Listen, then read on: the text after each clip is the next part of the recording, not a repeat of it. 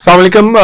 Forensic आई से Salman Hashmi today. जैसा कि आपको पता है कि हम ज़्यादातर जो टॉपिक्स करते हैं सोसाइटी के, वो रियल सोसाइटी के, ट्रू सोसाइटी में जो इश्यूज़ हैं उनको लेके आते हैं।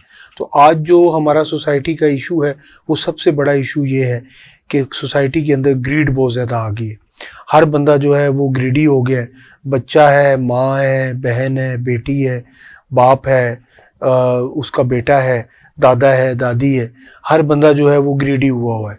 और उस ग्रीड के पीछे जो है आज हमारे पास बहुत ही दो टॉप के एनालिस्ट हैं, और जो अपने फ़न के और अपने लिहाज से वो एक किस्म के इसके प्रॉपर प्रोफेशनल हैं। उन्होंने तालीम ली हुई है, इस पे हार्ड वर्क कर रहे हैं और उसी में उनका प्रोफेशन है। तो मैडम, पहले मैं आपसे इंट्रोडक्शन लूँगा कि आपका पूरा नाम और अपना पूरा बायोडाटा। मेरा पूरा नाम सालिहा शफीक है। I am a US licensed NLP master practitioner. Along with this, I have also done certifications in yoga from UK, and I do different therapies, different workshops, different seminars, and treat different clients and patients. Thank you. जवाब साहब, आप please थोड़ा सा explain करेंगे। My name is Jawad Afzal. I'm a UK qualified yoga teacher. Along with that one, I'm a Chinese energy healing art Qigong expert, and also I specialize in energy psychology. And apart from that one, I'm also certified NLP master practitioner.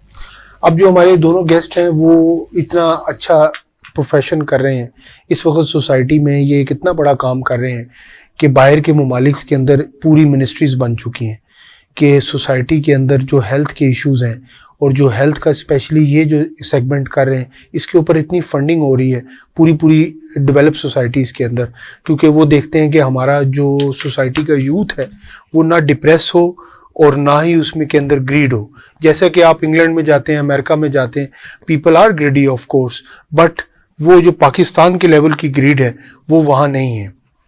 तो आप ये देखते हैं, जैसे ही जिस तरह के हमारे गेस्ट भी, मैं भी पूरी दुनिया में ट्रैवल करता हूँ ऑफ एंड ऑन, और देखता हूँ कि डिफरेंट सोसाइटीज़ को, तो हमें प्रॉब्लम यही आती है कि जब हम पाकिस्तान में आते हैं तो हमें यहाँ मसला ये आ जाता है कि ग्रीड डोमिनेट करती है सोसाइटी को हर रिलेशन में।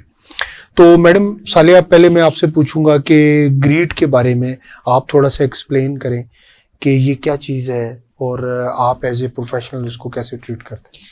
देखिए, ग्रीड एक पर्सनैलिटी का एक ऐसा नेगेटिव पहलू हम कहेंगे है जिसकी वजह से एक इंसान की तकरीबन पूरी लाइफ इफेक्ट होती है। ना सिर्फ उस इंसान की बस के, बल्कि उसके इर्द गिर्द जो लोग हैं वो भी इससे इफेक्ट होते हैं।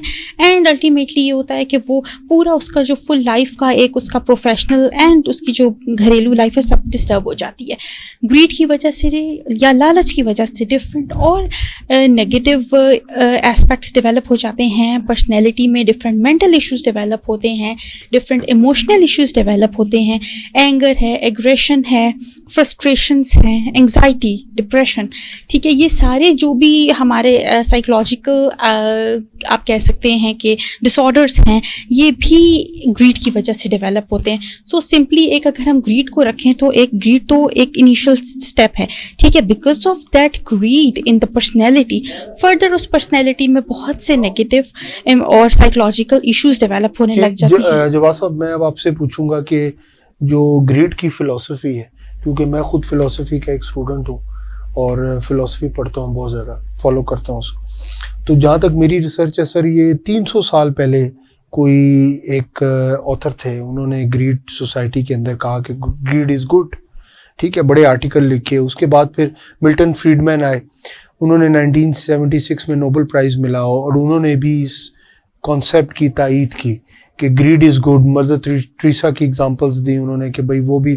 चैरिटी करती है लेकिन वो ग्रीडी है फेम में, वो लोगों की खिदमत में।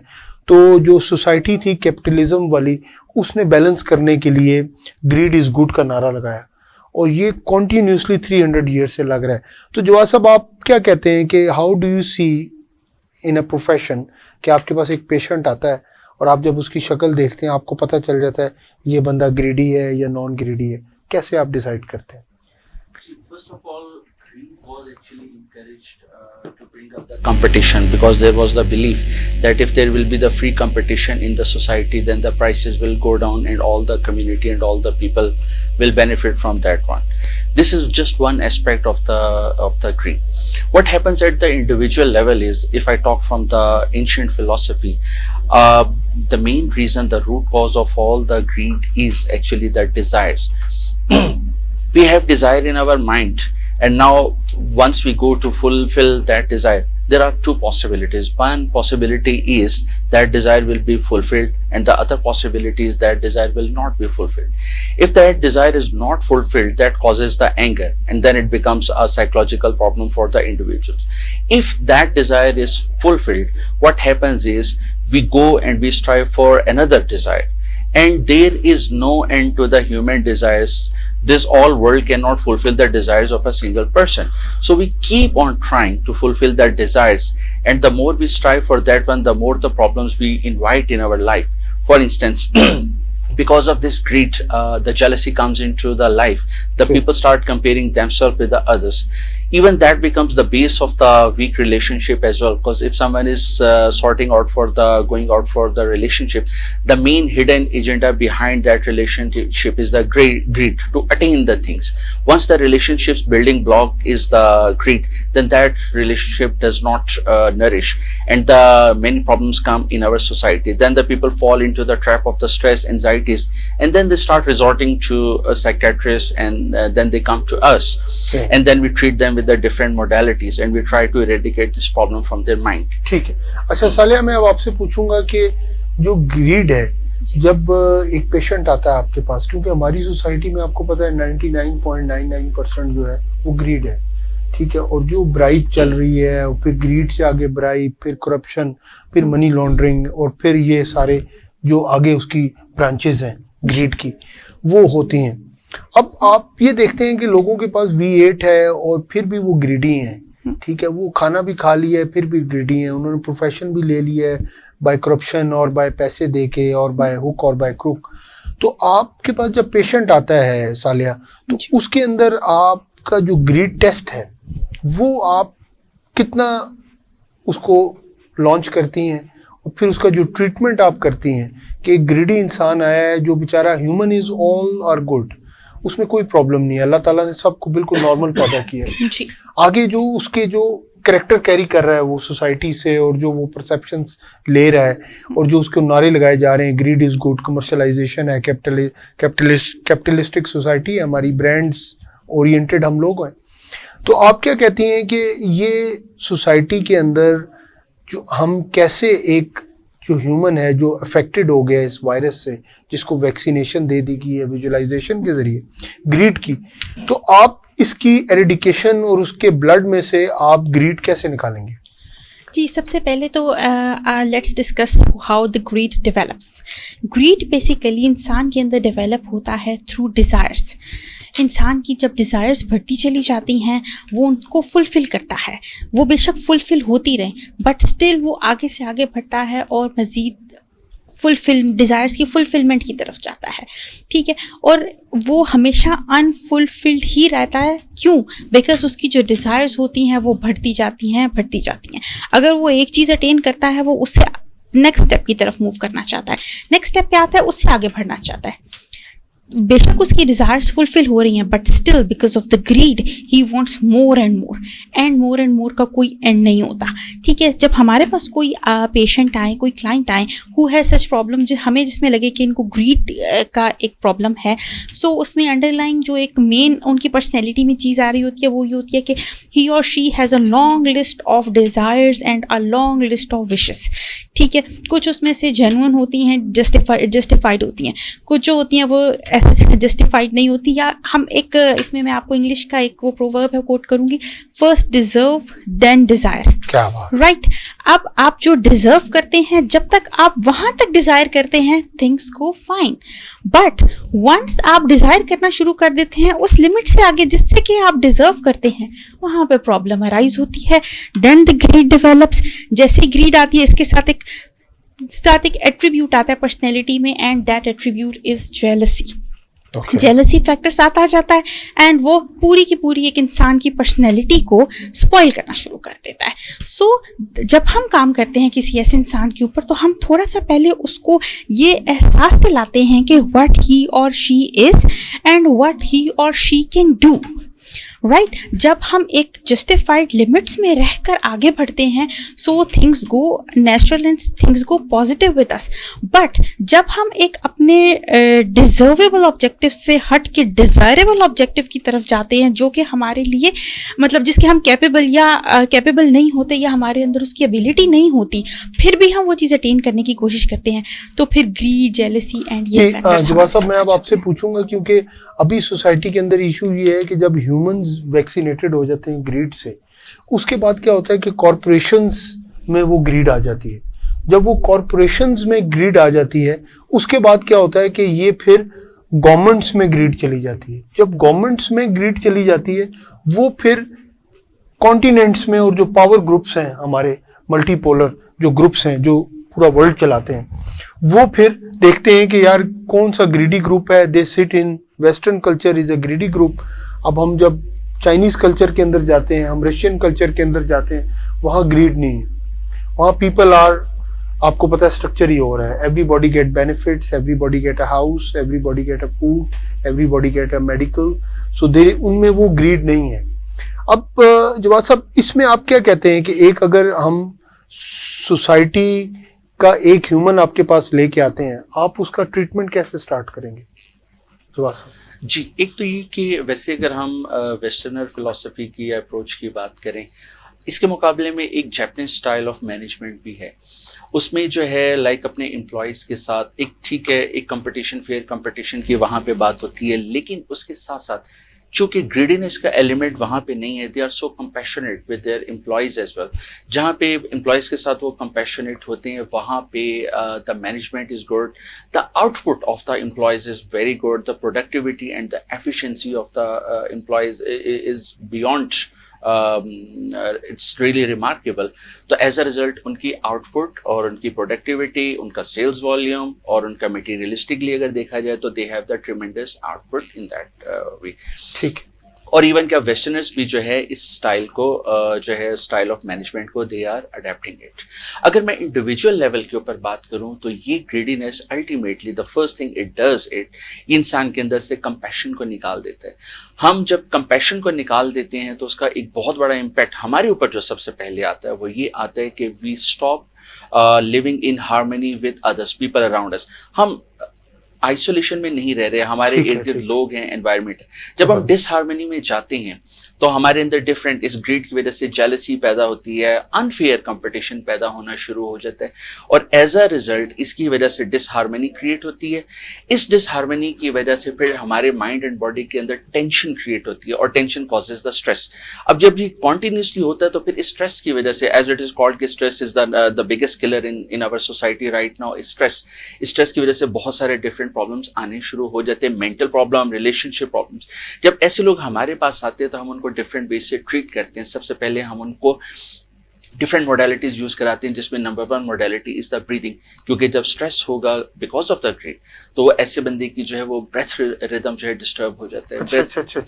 तो ब्रेथ रिदम को जब हम रेक्टिफाई कराते हैं तो माइंड के अंदर पीसफुलनेस आनी शुरू होती है, कंपैशन आना शुरू होता है और एज अ रिजल्ट बिहेवियर्स जो है वो ऑटोमेटिकली रेक्टिफाई होने शुरू हो जाते हैं. सही. साले अब आप ये बताएंगे, जवाब साहब को तो हम देखते हैं तो उनका स्ट्रेस लेवल मुझे लगता है कि माइनस में चल रहा है, बिल्कुल जीरो है माशाल्लाह. बड़ा काम फेस है उनका और बड़े रिलैक्स मूड में है.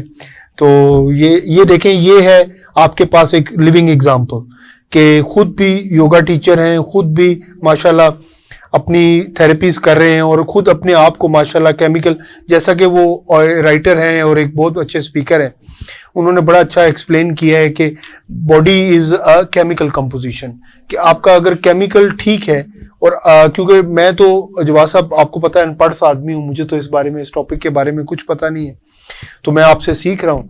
तो सालिया इसमें बताएंगे कि जो केमिकल कंपोजिशन है बॉडी की, क्योंकि आपने माशाल्लाह अमेरिका से भी पढ़ा है, इंग्लैंड से भी पढ़ा है और अब आप प्रैक्टिस कर रही हैं बड़ी अच्छे इंस्टीट्यूट में पाकिस्तान में और आप थेरेपीज दे रही हैं सोसाइटी को.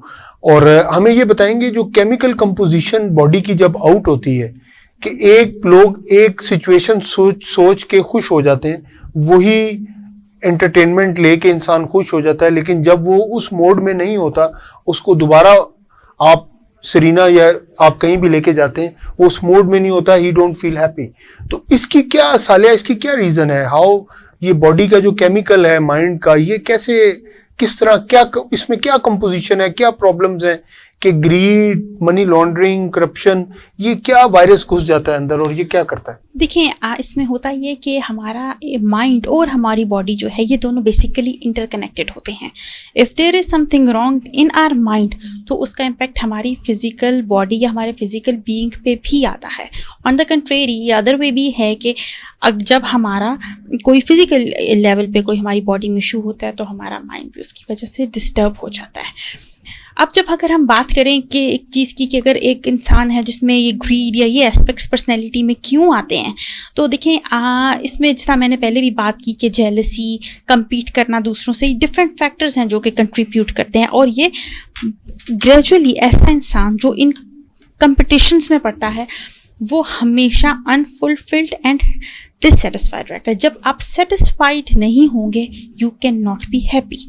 ठीक है, हम एक नॉर्मल आजकल बहुत कॉमन फिलॉसफी आ गई है हैप्पीनेस के बारे में सालिया, बड़े लोग कहते हैं कि I want to be happy, इस पे सॉन्ग्स लिखे जाते हैं, इस पे प्रोग्राम्स हो रहे हैं, इसके ऊपर बड़ी रिसर्च हो रही है। गवर्नमेंट, अनफॉर्चुनेटली पाकिस्तान एक ऐसी वाहिद कंट्री है जहाँ कुछ भी नहीं हो रहा, ना गवर्नमेंट कोई पैसे लगा रही है, ना कोई सोशल सेक्टर, ना कोई कैपिटलिस्टिक ऑर्गेनाइजेशन, ना कोई स्पॉन्सर कर रही है, ना कोई कुछ कर रही है। तो हैप्पीनेस के बारे में आप हमें बताएं अपने टर्म्स के, थेरेपीज के, कि माइंड में हैप्पीनेस कैसे होती है? देखिए हैप्पीनेस जो है इसके बारे में अब बहुत सी फिनोमेनास मौजूद हैं, बहुत सी रिसर्चेस मौजूद हैं विच से कि जी आप हैप्पीनेस के लिए डिफरेंट कोई म्यूज़िक सुने, कुछ आप जहाँ पे आपको लेयर एक्टिविटीज़ जो आपको पसंद है आप वो करें। मुख्तलिफ इसके बारे में मतलब फिनोमेनास एग्जिस्ट कर रहे हैं, डिफरेंट स्कूल ऑफ थॉट्स के डिफरेंट फिनोमेनास हैं, बट सब एक बात पे एग्री करते हैं, दैट इज के happiness is from your inside. आप एक्सटर्नल वर्ल्ड से हैप्पीनेस एक्सट्रैक्ट नहीं कर सकते। हैप्पीनेस और खुशी, सेटिस्फैक्शन, कंटेंटमेंट, रिलैक्सेशन, ये सारे वो एट्रीब्यूट्स हैं जो आप अपने अंदर से तलाश करेंगे, अपने अंदर से ही अपनी पर्सनैलिटी में लेकर आएंगे तो ला सकते हैं। अगर आप एक्सटर्नल वर्ल्ड की तरफ, आप अपने एनवायरनमेंट में, आप अपने सराउंडिंग जो लोग हैं उनसे तवक्को रखेंगे कि they can become the source of your happiness, that's not possible and that's not practical. So happiness is inside you. You have to get it out on your body, in your mind. ठीक है जवाब साहब, जैसा कि आपको पता है कि अफगानिस्तान का इशू है, वर्ल्ड इज गेटिंग चेंज्ड, ठीक है, बिल्कुल डायनामिक्स ऑफ द वर्ल्ड जो है वो बिल्कुल चेंज हो चुकी है।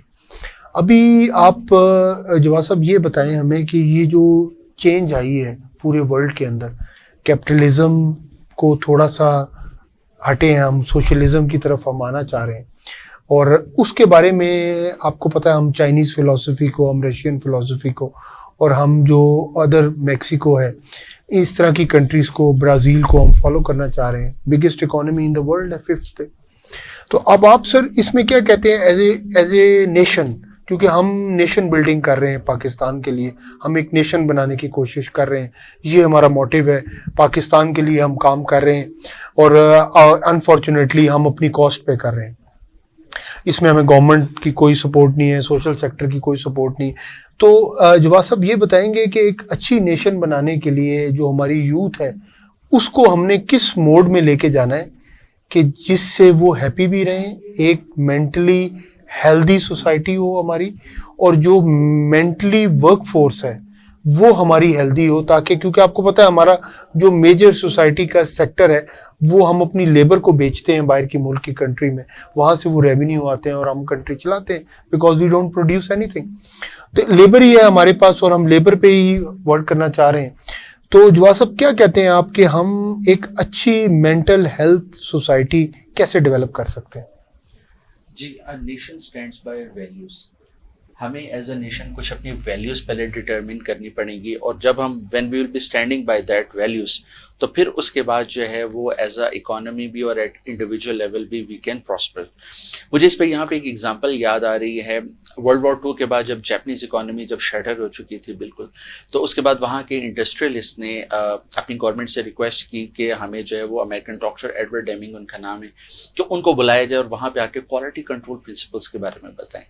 सो finally he was invited, he came to Japan और उन्होंने जो 14 प्रिंसिपल्स दिए थे, जिसमें एक उन्होंने कंसेप्ट दिया था, उन्होंने उस नेशन को एक वैल्यू दी, एक प्रिंसिपल दिया। ही सेड कि आप जो है constant and never ending improvement की तरफ जाएं, क्वालिटी की तरफ जाएं। एंड ही सेड कि I can assure you in the very next decade आपकी प्रोडक्ट्स दुनिया की मार्केट्स में फ्लड करेंगे and after 2 decades you will be the market leaders. उन्होंने उस नेशन को वो कंसेप्ट दिया क्वालिटी का without compromising on to the price. अब उसके बाद हुआ ये कि it exactly happened after 2 decades the Japanese were leading the market. बिल्कुल ऐसे ही हमें भी अपनी कुछ वैल्यू सेट करने की जरूरत है, कुछ प्रिंसिपल सेट करने की जरूरत है। अगर हम ग्रीड की बात करें तो अगर हम ग्रीड में से निकल के अगर एक कंपैशनेट सोसाइटी को डेवलप करें, ग्रीड की जिस तरह से बात है, ग्रीड के पीछे है डिजायर, और डिजायर के पीछे इसके जो मेन जो रीजन है दैट इज अटैचमेंट। अगर हम चीजों के साथ नेगेटिवली अटैच्ड हो जाएंगे तो डिजायर्स आएंगी, डिजायर्स फुलफिल होंगी तो मजीद ग्रीड क्रिएट करेंगे, और ग्रीड जितनी क्रिएट होगी तो सोसाइटी के अंदर टर्माइल आएगा। तो पहले हमने चीजों के साथ नेगेटिवली अटैच नहीं होना, और साथ के साथ में हमने अपनी एज अ नेशन हमने एक अपने कुछ टारगेट सेट करने हैं कि हमने दुनिया के अंदर अपनी नेक नामी करनी, हमने दुनिया के अंदर अपनी आइडेंटिफिकेशन बनानी। दुनिया के अंदर हर नेशन अपनी किसी न किसी स्पेसिफिक क्वालिटी की वजह से पहचानी जाती है, हमने अपनी क्या आइडेंटिफिकेशन बनानी है। अभी तो अनफॉर्चुनेटली जवाब साहब हमारी जो रेपुटेशन है, because we have to be fair to ourself, हमें ट्रू होना पड़ेगा। ठीक है, ट्रू हमेशा बात बुरी लगती है लोगों को, लेकिन अभी हमें ट्रू होना पड़ेगा कि हमारा जो बंदा है बाहर की दुनिया उसको ग्रीडी समझती है। The moment he cross the border वो देखते हैं कि यार ये ग्रीडी लोग हैं। अभी मैं गया हुआ था अजरबैजान और मैंने देखा हमारे भाई हैं वो लोग, ठीक है, और पेट्रोल बड़ा सस्ता है, अल्लाह ताला ने उनको बड़ी मादनियात दी हुई, पेट्रोल दिया, गैस दिया। तो वहाँ के बंदों मैंने देखा, मैंने ग्रीड नहीं है वहाँ की। जब मैंने पाकिस्तानी जो एस्टेब्लिश थे वही उनके इश्यूज हैं कि वो सोसाइटी में उन्होंने स्टैंप लगा दिए कि पाकिस्तानी पीपल आर ग्रीडी। तो इसको, हालांकि वो हमारे ब्रदर हैं, हमने उनके साथ बड़ा हार्ड वर्क किया है। अभी पिछली वॉर भी हमने उनसे लड़ी है, फिर 1990s में भी वॉर एक लड़ी है हमने उनके साथ। अब सर हमें अपनी सोसाइटी के लिए सालिया जो डेवलपमेंट है बच्चे की 5 years स्कूलिंग से जब वो जाता है, क्या उसके अंदर कुरिकुलम हो, जिस तरह इमरान खान साहब ने बड़ा अच्छा एक सेटअप किया अभी नया कि all course work will be same, which is a very good thing, positive thing है, हम उसकी तायद करते हैं। लेकिन कहीं भी सिलेबस में हमने कहीं नहीं देखा कि कहीं ग्रेड के ऊपर पर्सनालिटी डेवलपमेंट में 4 years से 5 years, जिस तरह आपने पिछले प्रोग्राम में भी हमें बताया कि जो मेंटल है वो 7 years तक ग्रो होता है, उसके बाद मेंटल जो है वो एक्सेप्ट लेना बंद कर देता है। जी बताएं सर। इसमें एक तरह से है, देखें हम जिस तरह से हम कहते हैं कि हर बच्चा एक फितरत पे पैदा होता है। Once the child is born his mind is blank like a blank page. इसके बाद उसकी एक चाइल्डहुड कंडीशनिंग की स्टेज आती है जिसमें मेजर फैक्टर जो कंट्रीब्यूट करता है वो उसकी पेरेंटिंग स्टाइल होता है, राइट। जब वो बच्चा आहिस्ता आहिस्ता बड़ा होता है, स्कूल लेवल पे जाता है, बाहर अपने क्लास फेलो से, अपनी सराउंडिंग में अपने फ्रेंड से कम्युनिकेट करता है, ठीक है, at that time what that child is learning, ठीक है, वो सब चीज़ें उसकी चाइल्डहुड कंडीशनिंग में आ जाती हैं। वहाँ पर जब माइंड मेकअप हो रहा होता है, बच्चा जो देख रहा होता है वो उसी चीज़ को कंक्लूड कर रहा होता है। लाइक जस्ट मैं एक सिंपल सी इधर बात करूँगी, इफ़ हिज और her parents are suffering from some financial crisis, तो वो बच्चा क्या होगा, उसके अंदर scarcity and lack of money का कंसेप्ट डेवलप हो जाएगा। बहुत मुमकिन है कि जब वो टीन एज में जाए तो उसके अंदर मनी का ग्रीड डेवलप हो। बट इसमें यह है कि जो मैं इसमें जो डिफरेंट स्टूडेंट्स को या टीनेजर्स को जो बात मैं कहती हूँ वो ये होती है कि आप ये एक दो चीज़ें डिफरेंट हैं। One is your childhood conditioning, right, या आपके जो आपको जिस तरह से आपकी अपब्रिंगिंग हुई है उससे आपने क्या कंक्लूड किया, that is one thing. The other thing is what choices you make out of that, ठीक है। अगर आपने, ठीक है, आपने चाइल्डहुड में कुछ इश्यूज देखे, ये जो सालिया सॉरी मैं आपको इंटरप्ट कर रहा हूँ, ये आपने बहुत बड़ी बात कर दी है, क्योंकि जो अब जितनी भी वेस्टर्न सोसाइटीज़ हैं, जितने भी वेस्टर्न प्रोग्राम्स हैं, जितनी भी वो दिखाते हैं कि वो दिखाते यही हैं कि एक चाइल्डहुड जो थी बड़ी गरीब थी, ठीक है, और बंदा मिलियनर बन गया, बिलियनर बन गया, वो फिर बैक गया सोसाइटी में, उसने रिटर्न किया।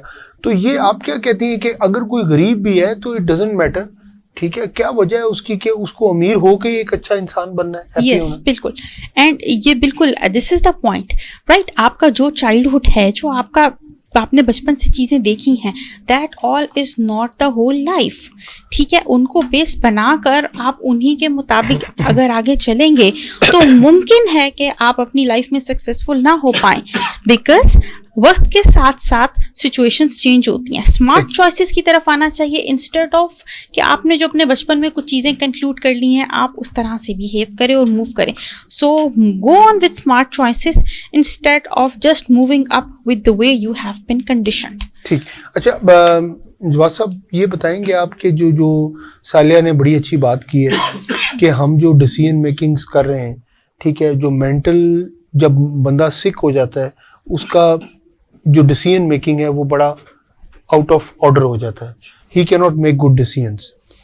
अभी जवाद साहब आप क्या कहेंगे कि हमें डिसीजन मेकिंग में जो मेंटल हेल्थ है उसके लिए हमें क्या करना चाहिए, हमें कैसा एक अच्छा माइंड जो है, हेल्दी माइंड, वो डिसीजन मेकिंग कैसे अच्छी कर सकता है, हमारे मिनिस्टर लेवल डिसीजन मेकिंग अच्छी कैसे कर सकते हैं कि अगर उनकी मेंटल हेल्थ ठीक है, हमारी इस्टेब्लिशमेंट जो है, ऑफिसर्स जो हैं, हमारे पीएसपी ऑफिसर्स जो हैं, वो कैसे मेंटल हेल्थ उनकी अच्छी होगी तो वो डिसीजन अच्छी करेंगे।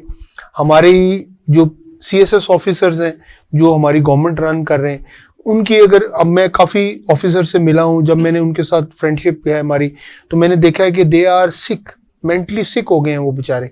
इन्वायरमेंट इतना गंदा है और उसके अंदर डिप्रेशन, एग्जाइटी इतनी हाई है, ठीक है। तो जवाद साहब क्या कहते हैं आप, क्योंकि आपकी तो बहुत सख्त ज़रूरत है इस वक्त गवर्नमेंट को, और आप कैसे एक सर्विस दे सकते हैं इन सारे इंस्टीट्यूट्स में जाकर? देखिए sorry excuse me, quality of living जो है इंडिविजुअल लेवल पे हो, माइक्रो लेवल पे हो या मैक्रो लेवल पे हो, we are making the decisions जितने अच्छे होंगे, क्वालिटी डिसीजंस होंगे, उतनी ही अच्छे उसके रिजल्ट्स भी होंगे। मैक्रो लेवल पे बात करें या माइक्रो लेवल पे, जो डिसीजन करने वाले हैं they also need the good mental health. Once they will be above the greed, once they will be above the stress and the negative emotions, उनके अंदर अगर स्ट्रेस नहीं होगा, फ्रस्ट्रेशन नहीं होगी, मेंटली साउंड होंगे, कोई भी गवर्नमेंट या कोई भी लोग होंगे, the more mentally healthy they will be, the more sounded decisions they will be making. क्योंकि लाइफ हमारी जो है वो सारी की सारी चलती है पावर ऑफ डिसीजन मेकिंग के ऊपर। हम लाइफ माइक्रो मैक्रो लेवल पे इंप्रूव करते हैं विद द गुड डिसीजंस, और मेंटली जितना हम स्ट्रांग होंगे, जितना स्ट्रेस में से हम बाहर निकलेंगे, और उसके लिए हम जो डिफरेंट, जब हमारे पास क्लाइंट्स आते हैं तो हम उनको डिफरेंट मेथोडोलॉजीज बताते हैं, उसमें डिफरेंट हम टूल्स बताते हैं। जी जी, बस अब जरा एक आप सिनेरियो एक्सप्लेन करें जी। और सालिया मुझे एक्सप्लेन करें कि आप जब आपके पास एक पेशेंट आता है जो कि स्ट्रेस और डिप्रेशन में है, ठीक है, जिसका ब्रेकअप हो गया है या पैसों का ब्रेकअप हो गया है या कोई भी ब्रेकअप हो गया, उसको आप क्या एसओपी फॉलो करती हैं और उसको फिर नॉर्मल ले आते हैं आप? कितना टाइम पीरियड लगता है, इस पे कॉस्ट क्या है, वो भी एक्सप्लेन करें प्लीज। देखिए, इस पे जो टाइम पीरियड लगता है in journal, that's like 1 to 1.5 month time.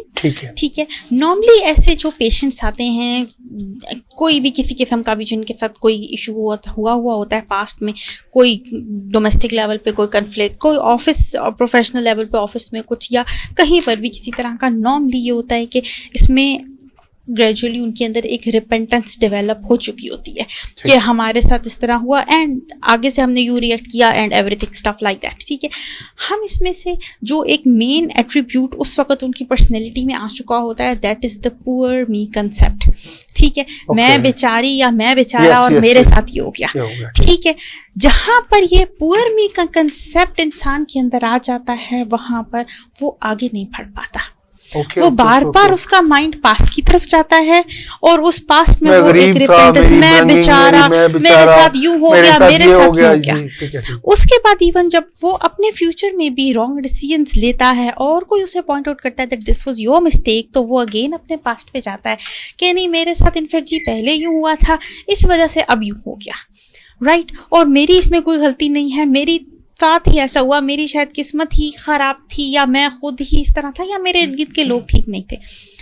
वो पास्ट को, लोगों को, किस्मत को, ठीक किसी है। भी चीज को वो ब्लेम करता है। Blame ये करता है। ब्लेम अब गेम बस- जो वो करता है, इसकी वजह से उसके अंदर एक पुअर मी के मैं बेचारा या मैं ठीक बेचारी का है। कंसेप्ट। युवा साहब, आप इसमें ये बताएंगे कि इसी अगर सिनेरियो को हम आगे लेके जाते हैं तो योगा में आप उस बंदे को कैसे मेंटली अपलिफ्ट करेंगे?